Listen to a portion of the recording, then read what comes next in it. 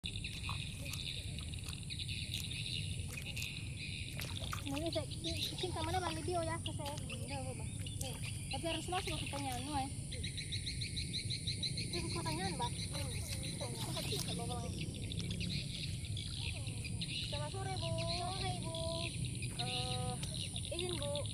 Saya memperkenalkan diri, nama saya Femina Gulo dari mahasiswa Salut Prawira. Terus Bu, saya ingin melakukan pengamatan di suatu sawah padi tentang atau di mata kuliah pemasaran produk. Nah, di situ Bu, saya ingin menyita waktu Ibu karena banyak beberapa poin yang saya tanyakan kepada Ibu.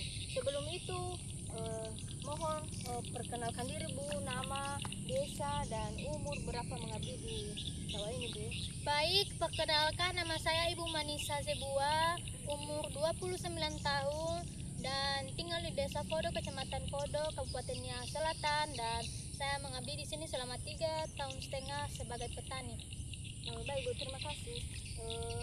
Terus Bu, langsung aja kita di poin pertanyaannya Bu.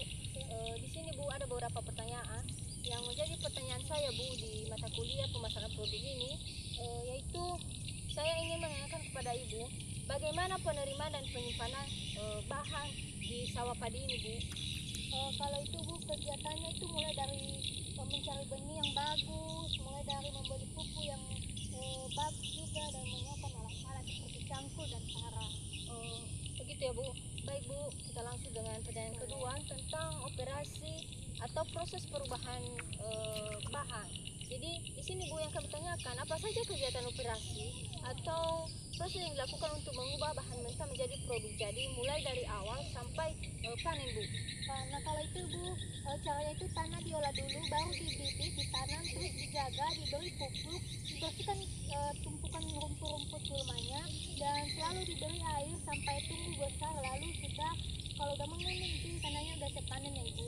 Baik Bu, masuk dengan pertanyaan ketiga Bu tentang pengumpulan dan pengiriman. Nah di sini Bu ditanyakan tentang apa saja kegiatan yang dilakukan setelah panen untuk mengumpulkan dan menyalurkan hasil produksinya Bu. Nah kalau itu Bu, setelah panen itu gabahnya dikumpulkan, dibawa pulang, dikemas, lalu dikeringkan juga setelah itu, dan disimpan untuk lebih baik.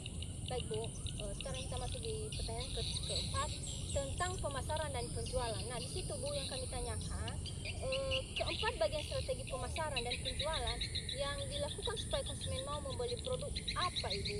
Nah kalau itu Ibu, kami jaga kualitasnya, gabahnya dipilih lebih bagus, dan biasanya pembeli dan pengampul itu sudah datang sendiri di rumah.